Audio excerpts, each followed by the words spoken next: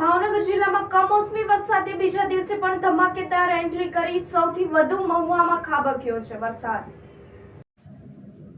ભાવનગરમાં કમોસમી વરસાદે ફરી ધમાકો કર્યો છે। ગોહિલવાડ પંથકમાં વરસાદી માહોલ યથાવત રહ્યો છે। જિલ્લાના બીજા રાઉન્ડમાં મહુવામાં સૌથી વધુ 7.5 ઇંચ જેટલો વરસાદ નોંધાયો છે। તળાજા અને વલભીપુરમાં 4.5 ઇંચ, જ્યારે જેસરમાં 4.1 ઇંચ વરસાદ પડ્યો છે। અન્ય તાલુકાઓમાં પણ 1 થી 2.5 ઇંચ જેટલો વરસાદ પડતા જળબંબાકાર જેવી સ્થિતિ ઊભી થઈ છે। સરકારી તંત્ર એલર્ટ સ્થિતિમાં છે અને ગામડાઓમાં વરસાદી પાણીના નિકાલ માટે કામગીરી શરૂ કરવામાં આવી છે। ભાવનગર જિલ્લામાં મંગળવારે સવાર સુધી છેલ્લા 26 કલાકમાં ભારે વરસાદ નોંધાયો હતો।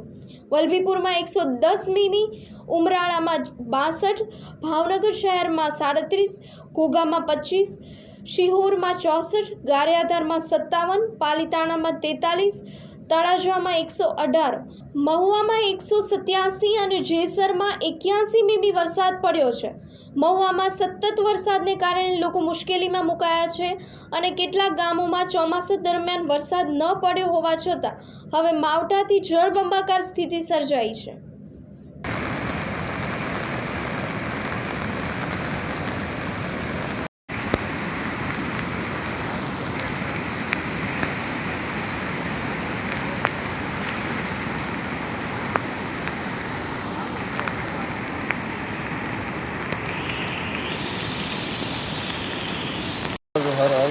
पानी भेगू बढ़ू है